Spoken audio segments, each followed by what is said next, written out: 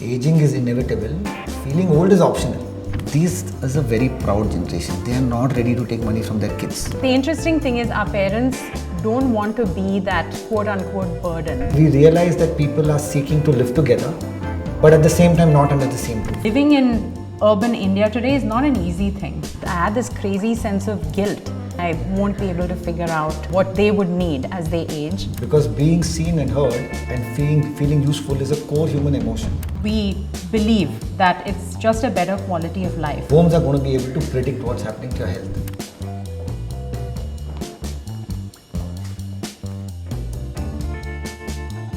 About 10 years ago, we did our first senior living community in a large township called Brigade Orchards. It wasn't the first time that we had gotten into senior living or thought about it. Actually, my dad had wanted to do senior living for a long time, and for him it was, how do I set up a better quality of life through the work that he does, which is building real estate and building all of these communities. Dabbling in that from the 90s, I think it was too early. In 2016, we rolled out Parkside, and it did take time for it to catch on. But now when we look out after 10 years, the kind of lifestyle that people have there, they have their own community, but they're also part of a larger township. And I'm happy to, be working with you on another block of senior living homes in Orchards itself. But I was actually wondering, what made you get into senior living and why the passion for it? So the business is totally accidental, Pavitra. I'm a typical South Indian boy. And our idea of success was you get educated, and then if you were well educated, you'll end up going to the US, right? Yeah. That's what... Doctor, lawyer, engineer. Thank you. So that is the generational mindset of success. Yeah. Fortunately or unfortunately, I was a terrible student.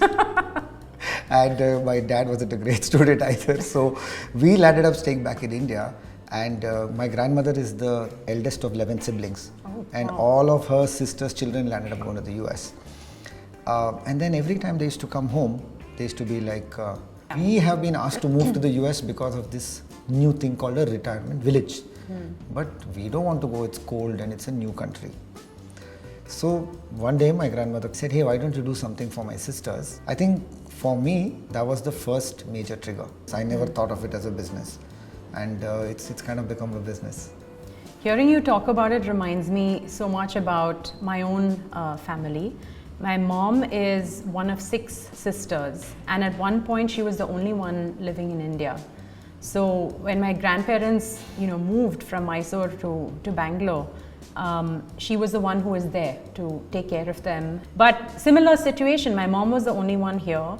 All the rest of the family had, gone abroad. So for me as well, when I moved abroad, in my head it was always like, I have to come back because my parents are here in India. And the entire time that I was there, which is about 17 years, I had this crazy sense of guilt. I won't be able to figure out, what they would need as they age. But the interesting thing is our parents don't want to be that quote-unquote burden. But it's like this situation of, everyone wanting to be responsible for the other person but not knowing how. The loving kids, because they have been given a conditioned script given down by society, they act in guilt. The parents, all they want is they want to be left alone and to be independent. Where for anything, the reaction is, okay, I'll buy something that's the latest, or I will give the best help that I can for my parents. I'll give them a driver, I'll give them a maid, I'll give them a cook, I'll buy the best end devices. And now suddenly these kids are doing these 20 things in the idea of love. So some of this is transaction in the sense of you're trying to make an ecosystem for your parents to age comfortably. Yes. When they cannot be there physically themselves. That's the premise I'm questioning. This word comfortably has been pushed down in a way that it doesn't make the person independent. I call it the DRS, which is the dependency risk spiral. The minute we are dependent on others to make our decisions, we go down a spiral as an elderly person. First is I lose confidence. Next, I remove the decision I'm currently making. Then I feel like I'm not relevant. So the real learning what I've had is the way to love our parents is to make sure that we don't remove decision making, because if we don't remove decision making, they don't lose relevance. If they don't lose relevance and purpose, they have something to look forward to every day. So let me come back to that point you made about decision making. Who is really making the decision to move to such a community, and second, when? So this is a very important question, which is filled with a ton of myths. Let's first understand who this customer is. And this is a generation that actually has a massive amount of saving, and this is a very proud generation. They are not ready to take money from their kids. In our case, 95% of our sales are self-funded by the elder, decided by the elder. The role of the child is more to chat GPT it, Google it, and check, okay, fine, is this company kosher? Are they okay? How are the reviews from the customers? And then they act as an approver. The person who decides and the person who pays is the elder. Yeah, I think, well, a lot of it is just about the unknown and confronting that. The peace of mind that their parents are actually enjoying where they are and enjoying this, second phase of life, I think is a huge, sense of peace for anyone who's watching their parents age. And I think for me, growing up, having my grandparents around was one of the best things. It is such a wonderful, different relationship from, the one that you have with your parents, and loving in such a different way. I count myself so lucky to have had that. And that's one aspect that we really can't lose, is to have that relationship for children with their grandparents. I think is the gold standard for grandparents as well, to be around, see their grandkids growing up and have that relationship. I think that is very important, that they're never cut off from the rest of society. Because being seen and heard and feeling useful is a core human emotion. So we are just enabling those micro gangs. The minute you have 300-400 people, you will find your gang of 10 people. And in that gang of 10 people, you have a role to play. So let me ask you, a lot of seniors are part of an existing community around their existing homes and neighborhoods. What is it that really makes them move and leave that and go to a new ecosystem? No, this is a great question, right? The answer is that people seek out what I call freedom infrastructure. Freedom infrastructure is a physical space where we let people be independent in it, but God forbid something goes wrong, there's an ecosystem to handle it. Having a fall detection device in a home, or having other devices that tells underlying health condition without having a physical person in the house would be called freedom infrastructure. We are putting the power back in the hands of our elders. And I always say this, aging is not biological, aging is behavioral. How we behave, the attitude we carry largely determines how we age. So, I think that's one of the best movements that we've seen today, is not just for seniors to be more health conscious, but also people approaching that age in our 40s and 50s and being much more conscious about what it takes to have a fantastic quality of life, down the road. But it also brings me to question, like, what really is deemed as old, or there's that whole stigma towards even calling it senior living, but how else do you distinguish what this product is? But where do you peg that? Like, what do people think is old? Old is how old you feel. That's how old you are. Aging is inevitable. Feeling old is optional.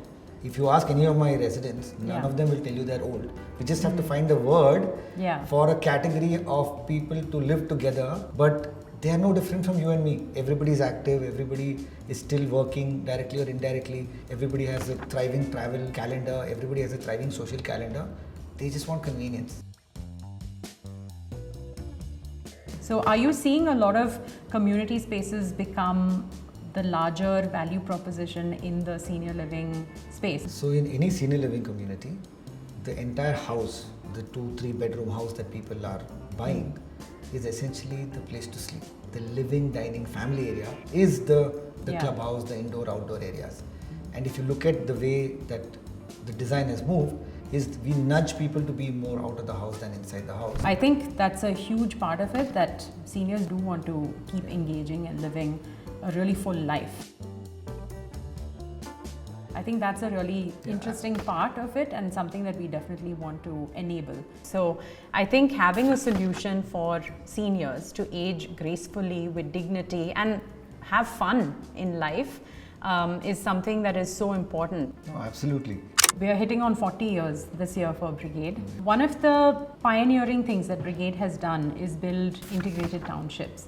And we fully believe in the value that an integrated township brings to residents at large, customers, society at large. Integrated townships was a way for us to create communities where cities were not really evolving in the same way. Creating a community where there is residential, but you're also supporting it with social infrastructure, malls, offices, again, having a walk to work concept, hospitals, schools, and I'm really proud to say we've done multiple of these townships that have all of these within the same boundary walls. We believe that it's just a better quality of life, not just in the quality of the real estate, but are your parents close by? Are they well taken care of? Like, what else can we take off your mind? Where else can we give you peace? Because living in urban India today is not an easy thing. We realize that people are seeking to live together, but at the same time not under the same roof. You have an elderly couple, again two elderly couples. Both of these, financially independent, financially successful, are unable to live with their children in the same household. They all wish to live close to each other to a most reasonable extent possible so that they have a line of sight on how each one is doing. And now as Brigade and Primus, we are putting a formal structure to it. We are making these intergenerational or multi-generational homes where we have senior living homes and regular homes next to each other, so families can live together and apart at the same time. It's like what I call nuclear joint family. That you'll see a bunch of customers saying, I bought 2 flats, my parents will stay in 3rd floor, I'll stay in 5th floor. You're not calling up mom or dad once a day to check if the maid showed up or if they took their pills. You're saying, hey, let's meet at the multi-purpose hall. There's an event that all of us can enjoy together. This is how I believe that nuclear families are going to evolve. It's definitely happening in the same way. I mean, anecdotally, I have a very good friend from high school.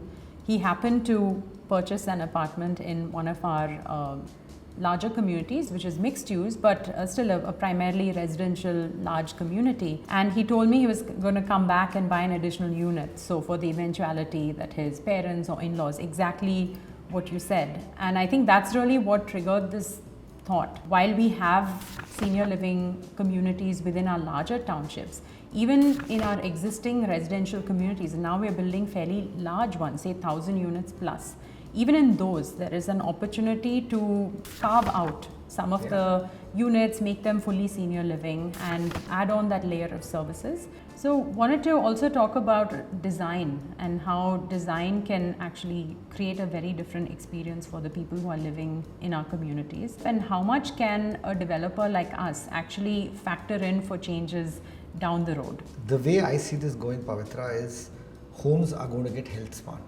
Today we have homes that are technology smart, right? Something goes on in a curtain, AC, whatever. But homes are going to be able to predict what's happening to your health. All of this is where I think it's going. That health is going to be ambient. Yeah, so the positive thing is that in terms of material selection, door widths, lighting, there are so many aspects that have been locked in for us before. Yeah. So one good thing is that a lot of the core principles of good design have still stayed the same. And we're really just looking at how do you add on in terms of technology, in terms of services to improve the quality of life for the residents. So for us to do the new project right next to Parkside, the true multi-generational home, where we have both the senior living and the senior friendly or regular housing to really show that proposition. I think that's going to evolve over the course of the next few years, and I'm really excited to see where that takes us. So really appreciate you being here and looking forward to everything that we're going to be working on together. Thank you, Pavitra. I had a great time, and it's always wonderful to get inspiration from how the transition has happened at Brigade and what Brigade now represents for real estate in India. So I'm proud to be part of your journey. Thank you.